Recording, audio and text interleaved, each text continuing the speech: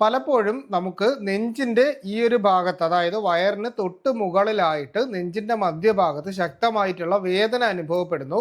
വയറിൽ എപ്പോഴും ഗ്യാസ് കയറി നിറയുന്നത് പോലെയുള്ള പ്രശ്നം തോന്നുന്നുണ്ട്. അസിഡിറ്റിയും പുളിച്ചുതകട്ടലും പോലെ വരുന്നു. രാത്രിയിൽ കിടന്നാൽ ഒട്ടും ഉറക്കം കിട്ടാത്തത് പോലെയും, ഇനി പകൽ സമയത്താണെങ്കിൽ ഏമ്പക്കം പോലെയും കീഴ്വായു ശല്യവും കൊണ്ട് ബുദ്ധിമുട്ടുന്ന ഒരുപാട് പേരുണ്ട്. പലപ്പോഴും ഏതെങ്കിലും ഒരു ഫംഗ്ഷനിലോ എവിടെങ്കിലും പോയി നമ്മളൊന്ന് ആഹാരം കഴിച്ചു കഴിഞ്ഞാൽ ഉടൻ തന്നെ നമുക്ക് കീഴ്വായുവോ ഏമ്പക്കോ വരുന്നു. വയറിന് ഒരു അസ്വസ്ഥത തോന്നിയിട്ട് എത്രയും പെട്ടെന്ന് വീട്ടിലേക്ക് എത്തണം എന്നുള്ള ഒരു തോന്നലിലേക്ക് മാറുന്ന ആളുകൾ ഒരുപാട് പേരുണ്ട്. അപ്പോൾ ഇത്തരക്കാർക്ക് വളരെ ഫലപ്രദമായിട്ട് നമ്മുടെ ആഹാരത്തിൽ ഇൻക്ലൂഡ് ചെയ്യേണ്ടതും ഒഴിവാക്കേണ്ടതുമായിട്ടുള്ള കാര്യങ്ങളും അതിനോടൊപ്പം തന്നെ നമുക്കിതിനെ നാച്ചുറലായിട്ട് എങ്ങനെ പരിഹരിക്കാം എന്നുള്ള കാര്യമാണ് ഇന്ന് നിങ്ങളുമായിട്ട് സംസാരിക്കുന്നത്. അപ്പോൾ ഇത്തരം പ്രശ്നങ്ങളുള്ളവർ തീർച്ചയായിട്ടും ഈ കാര്യങ്ങളൊന്ന് നോട്ട് ചെയ്ത് വെക്കുക. നിങ്ങൾക്ക് വീണ്ടും ഉപയോഗപ്പെടുന്ന ഒരു കാര്യം കൂടിയാണ്. അപ്പോൾ നമ്മൾ ആദ്യം തന്നെ മനസ്സിലാക്കാനുള്ളത്, ഇപ്പോൾ നമ്മുടെ വയറിൻ്റെ അകത്ത് നോർമലി എല്ലാവരും വിചാരിക്കും ഇത്തരത്തിലുള്ള പ്രശ്നങ്ങൾ തുടങ്ങിക്കഴിഞ്ഞാൽ നമുക്ക് എന്തെങ്കിലും തരത്തിലുള്ള ഒരു അൾസറിൻ്റെ പ്രശ്നം, അതായത് പലരും വിചാരിക്കും വയറിലുണ്ടാവുന്ന ഗ്യാസ്ട്രിക് അൾസറോ അല്ലെങ്കിൽ നമുക്ക് കുടലിലുണ്ടാവുന്ന ഇൻഡസ്റ്റൈനൽ അൾസർ അല്ലെങ്കിൽ പെപ്റ്റിക് അൾസറോ ആയിരിക്കും എന്നുള്ള രീതിയിലുള്ള സംശയമായിരിക്കും വരുന്നത്. പക്ഷേ സാധാരണ നമുക്ക് ഇത്തരം പ്രശ്നങ്ങൾ ഉണ്ടെങ്കിൽ എൻഡോസ്കോപ്പി എടുത്ത് നോക്കിയാൽ അല്ലെങ്കിൽ കോളനോസ്കോപ്പി ചെയ്ത് നോക്കിയാൽ നമുക്ക് അതായത് അറിയാനായിട്ട് സാധിക്കും. പക്ഷേ തീർച്ചയായിട്ടും ഈ ഒരു പ്രശ്നം അല്ല നമുക്കുള്ളത് എന്നാണ് നമ്മൾ മനസ്സിലാക്കേണ്ടത്. ഇനി അടുത്തൊരു കാര്യം എന്ന് പറഞ്ഞാൽ നമ്മുടെ വയറിൻ്റെ ഒരു സ്ട്രക്ചർ നിങ്ങൾ പലപ്പോഴും ഫോട്ടോസിൽ കണ്ടു കാണും. അപ്പോൾ അങ്ങനെ കാണുമ്പോൾ ഈ വയറിൻ്റെ ഉള്ളിലായിട്ട് നമുക്കൊരു ഗ്യാസ്ട്രിക് മ്യൂക്കോസ എന്ന് പറയുന്ന ഒരു ഭാഗമുണ്ട്. അതായത് ഇതിനെ ഇൻസൈഡിൽ ജസ്റ്റ് ഇതിനെ കവർ ചെയ്ത് വെക്കുന്ന ഒരു ഏരിയ ആണ് കേട്ടോ. അപ്പോൾ ആ ഏരിയയിൽ വന്നു കഴിഞ്ഞാൽ അടുത്തതായിട്ടുള്ളതെന്ന് പറഞ്ഞാൽ അവിടെ നിന്നാണ് ഹൈഡ്രോക്ലോറിക് ആസിഡ് അഥവാ HCl, നമ്മൾ ഗ്യാസ്ട്രിക് ജ്യൂസ് എന്ന് പറയത്തില്ല. അപ്പോൾ ഇതിന്റെ പ്രൊഡക്ഷൻ നടക്കുന്നത് സാധാരണ നമ്മൾ കൃത്യസമയത്ത് ആഹാരം കഴിക്കുന്നില്ല എന്നുണ്ടെങ്കിലോ വെള്ളം കുടിക്കുന്നതിന്റെ അളവ് കുറഞ്ഞു പോവുകയും ഫൈബർ കണ്ടന്റിന്റെ അളവ് കുറയുകയോ ഒക്കെ ചെയ്തു കഴിഞ്ഞാൽ നമുക്ക് ഈ പറയുന്ന രീതിയിൽ HClന്റെ പ്രൊഡക്ഷൻ കൂടും. അതായത് ഗ്യാസ്ട്രിക് ജ്യൂസ് സെക്രീറ്റ് ചെയ്യുന്ന അവസ്ഥ കൂടാനുള്ളൊരു സാധ്യതയുണ്ട്. അപ്പോൾ അങ്ങനെ വരുമ്പോഴാണ് നമുക്ക് ഈ പറയുന്ന പോലെ ഗ്യാസ് കയറുന്നത് പോലെയും ഈ പറഞ്ഞ പ്രശ്നങ്ങളൊക്കെ നമ്മുടെ ശരീരത്തിൻ്റെ അകത്ത് ഉണ്ടാകുന്നതിനുള്ള പ്രധാനപ്പെട്ട കാര്യം. അതായത് നമ്മൾ 90% ആളുകളിലും ഈ ഒരു പ്രശ്നമാണ് കാണപ്പെടുന്നത്. പിന്നെ വരുന്ന ഒരു പ്രശ്നം എന്ന് പറഞ്ഞാൽ ഒരു തരത്തിലുള്ള ബാക്ടീരിയ ഉണ്ട്. അതായത് ഹെലിക്കോബാക്ടർ പൈലോറി എന്ന് പറയുന്ന അല്ലെങ്കിൽ H. പൈലോറി എന്ന് പറയുന്ന ഒരു ബാക്ടീരിയയുടെ സാന്നിധ്യം നമ്മുടെ വയറിൻ്റെ ഉള്ളിലായിട്ട് കൂടുതലായിട്ട് വന്നു കഴിഞ്ഞാൽ നമുക്ക് പലപ്പോഴും അൾസർ പോലുള്ള പ്രശ്നങ്ങൾ ഉണ്ടാവാം. സാധാരണ 5% താഴെ ആളുകളിൽ മാത്രമായിരിക്കും ഈ ഒരു പ്രശ്നം കൊണ്ട് നമുക്ക് ഈ പറയുന്ന രീതിയിലുള്ള ഗ്യാസും മറ്റു കാര്യങ്ങളൊക്കെ ഉണ്ടാവുന്നത്. അപ്പോൾ ആദ്യം തന്നെ ഇത്തരത്തിലുള്ള പ്രശ്നങ്ങൾ നിങ്ങൾക്കുണ്ട് എങ്കിൽ നിങ്ങൾ ഒഴിവാക്കേണ്ട കാര്യങ്ങൾ എന്തൊക്കെയാണെന്ന് പറയാം. ഒന്ന്, അമിതമായിട്ടുള്ള എരിവ്, പുളി, ഉപ്പ്, ഈ 3 കാര്യങ്ങൾ കൂടിക്കഴിഞ്ഞാൽ നമുക്ക് ഈ പ്രശ്നങ്ങൾ ഉണ്ടാവും. നമ്മൾ കഴിക്കുന്ന ആഹാരങ്ങളിൽ മസാലയുടെ അമിതമായിട്ടുള്ള ഉപയോഗം വന്നു കഴിഞ്ഞാൽ നമുക്ക് ഈ പറയുന്നത് പോലെ വയറെരിച്ചിലും മറ്റു പ്രശ്നങ്ങളും ഉണ്ടാകാനുള്ള സാധ്യത വർദ്ധിപ്പിക്കും.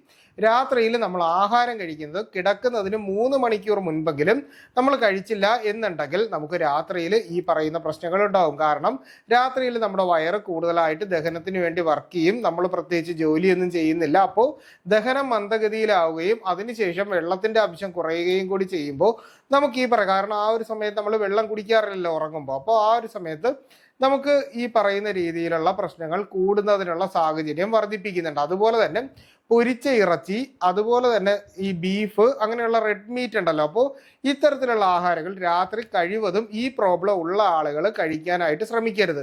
ഐസ്ക്രീമും മധുരം കൂടിയിട്ടുള്ള ആഹാരങ്ങളും രാത്രി സമയത്ത് നമ്മൾ ഒഴിവാക്കുക. കാരണം ഒന്ന് ഷുഗർ സ്പൈക്ക് ചെയ്യും, അതുപോലെ തന്നെ നമുക്ക് ഈ പറയുന്ന ഗ്യാസിന്റെ പ്രശ്നവും മറ്റും ഉണ്ടാകാനുള്ള സാധ്യതയും ശരീരത്തിൽ വർദ്ധിപ്പിക്കുക. അപ്പോൾ ഇത്തരത്തിലുള്ള ഫാസ്റ്റ് ഫുഡ് ഐറ്റംസ് നമ്മൾ പരമാവധി ഒഴിവാക്കുക. അതുപോലെ തന്നെ നമ്മൾ എപ്പോഴായാലും നമ്മുടെ ശരീരത്തിന് ഹാനികരമായിട്ടുള്ള ഒന്നാണ് നമ്മൾ ശീതളപാനീയങ്ങൾ, അതായത് കാർബണേറ്റഡ് ഡ്രിങ്ക്സിന്റെ അമിതമായിട്ടുള്ള ഉപയോഗം, ബിസ്ക്കറ്റ്, അതുപോലെ തന്നെ ബേക്കറി ഐറ്റംസ് അമിതമായിട്ട് കഴിക്കുക. അതുപോലെ വൈകുന്നേരത്ത് കപ്പലണ്ടി കുറയ്ക്കുക. അതും മസാല ചേർത്തിട്ടുള്ള കപ്പലണ്ടിയും മറ്റുമൊക്കെ കുറയ്ക്കുന്ന ഒരു സ്വഭാവം നിങ്ങൾക്കുണ്ടെങ്കിൽ തീർച്ചയായിട്ടും ഈ പ്രശ്നം കൂടാനാണ് സാധ്യത. അതുപോലെ തന്നെ ദിവസത്തിൽ 1 or 2 ചായ നമ്മൾ കഴിക്കുന്നത് കൊണ്ട് പ്രശ്നമില്ല. പക്ഷെ അമിതമായ കടുപ്പത്തിൽ അമിതമായിട്ട്, അതായത് 2-ലധികം ചായ നമ്മൾ ഒരു ദിവസം കുടിക്കുന്ന സ്വഭാവം ഉണ്ടെങ്കിൽ പലപ്പോഴും നമുക്ക് ഈ പ്രശ്നം വിട്ടുമാറാതെ നിൽക്കുന്നത് പോലെ കാണും. കാരണം ചായ അമിതമാവുമ്പോൾ ഇതിൻ്റെ അകത്തെന്ന് പറഞ്ഞാൽ കൊഫീൻ കണ്ടന്റ് ഉണ്ട്. അതിനോടൊപ്പം തന്നെ നമ്മുടെ വിശപ്പിനെ കുറയ്ക്കുകയും എന്നാൽ കുറേ നേരം ഊർജം കിട്ടുകയും ചെയ്യും. അപ്പോൾ ആഹാരം കഴിക്കുന്ന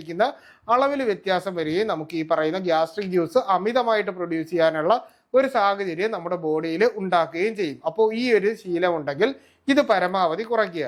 പിന്നീട് പലപ്പോഴും നമ്മൾ കഴിക്കുന്ന ഏതെങ്കിലും തരത്തിലുള്ള മരുന്നുകൾ, അതായത് ആന്റിബയോട്ടിക്കുകളോ പെയിൻ കില്ലേഴ്സോ അമിതമായിട്ട് ഡോക്ടറുടെ നിർദ്ദേശം ഇല്ലാതെ ഓവർഡോസ് ആയിട്ട് നമ്മൾ കഴിക്കുന്ന ആളുകളുണ്ടെങ്കിൽ അവർക്ക് ഈ പ്രശ്നം ഉണ്ടാകാനുള്ള സാധ്യത മറ്റുള്ളവരെക്കാൾ കൂടുതലാണ്.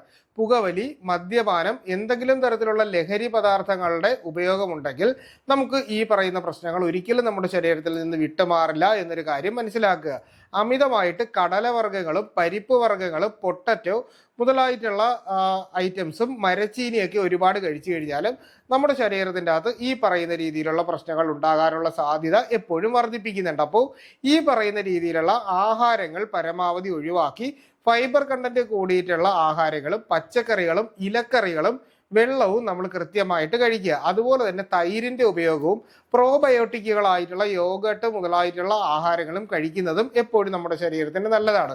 എന്നാൽ ഇത്തരം പ്രശ്നമുള്ളവരുടെ ശരീരം നമ്മളൊന്ന് ശ്രദ്ധിച്ചു കഴിഞ്ഞാൽ പലപ്പോഴും ഇത്തരക്കാർക്ക് കുറച്ച് വണ്ണം കൂടിയിരിക്കുന്ന ഒരു രീതിയിലും വ്യായാമത്തിൻ്റെ കുറവ് ഇവരുടെ ശരീരത്തിൽ കാണാനും സാധിക്കും. അപ്പോൾ കൃത്യമായിട്ടുള്ള വ്യായാമം ദിവസവും 1 മണിക്കൂറെങ്കിലും നമ്മൾ എന്തെങ്കിലും തരത്തിലുള്ള ഒരു വ്യായാമം ചെയ്യുന്നത് പതിവാക്കി കഴിഞ്ഞാൽ തന്നെ നമ്മുടെ ഇത്തരത്തിലുള്ള പകുതിയിലധികം പ്രശ്നങ്ങളും കുറയുന്നതായിട്ട് കാണാൻ പറ്റും. രാത്രി സമയത്ത് നട്ട്സ് കഴിക്കുന്ന ആളുകളാണെങ്കിൽ പരമാവധി നിങ്ങൾ ഈ നട്ട്സിന്റെ ഉപയോഗം രാത്രിയിൽ കഴിക്കരുത്. അതുപോലെ തന്നെ രാത്രിയിൽ പാല് കഴിച്ചിട്ട് കിടക്കുന്ന ആൾക്കാരുണ്ട്. അപ്പോൾ അത്തരക്കാർക്കും ഈ പറയുന്നത് അത്ര നല്ല ഒരു കാര്യമല്ല. കാരണം ഗ്യാസ് കയറാനുള്ള സാധ്യത നമ്മുടെ ശരീരത്തിൻ്റെ അകത്ത് വർദ്ധിപ്പിക്കുന്നുണ്ട്. ഇനി വേണ്ടതെന്ന് പറഞ്ഞു കഴിഞ്ഞാൽ നമുക്ക് പഴങ്ങളും പച്ചക്കറികളും നമുക്ക് ഇൻക്ലൂഡ് ചെയ്യാം. അതിൽ തന്നെ ആപ്പിൾ കഴിക്കുന്നതും അതുപോലെ തന്നെ നമുക്ക് ഈ ഓറഞ്ച്, മാതളം, കിവി, അവക്കാഡോ മുതലായിട്ടുള്ള ഫ്രൂട്ട്സ് കഴിക്കുന്നതും ഇലക്കറികളായിട്ടുള്ള ചീര, മുരിങ്ങയില മുതലായിട്ടുള്ള ഇലക്കറികളും അതുപോലെ തന്നെ നമുക്ക് ബ്രോക്കോളി,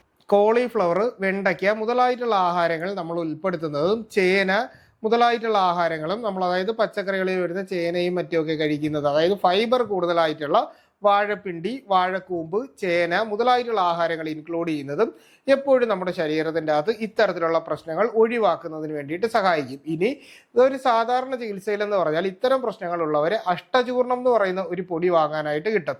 ഈ അഷ്ടചൂർണം വാങ്ങിയിട്ട് 1/4 ടീസ്പൂൺ എടുക്കുക. നമ്മൾ 1 ഗ്ലാസ് വെള്ളത്തിൻ്റെ അകത്ത്, അതായത് ചൂട് വെള്ളത്തിൻ്റെ അകത്ത് മിക്സ് ചെയ്തിട്ട് രാവിലെ ആഹാരത്തിന് അരമണിക്കൂർ മുൻപ് നമ്മൾ കഴിച്ചിട്ട് ആണ് ഭക്ഷണം കഴിക്കുന്നത് എങ്കിൽ നമുക്ക് ഈ പറയുന്ന പ്രശ്നം നല്ല രീതിയിൽ കുറച്ച് നിർത്താനായിട്ട് സാധിക്കും എന്ന് കൂടി മനസ്സിലാക്കുക.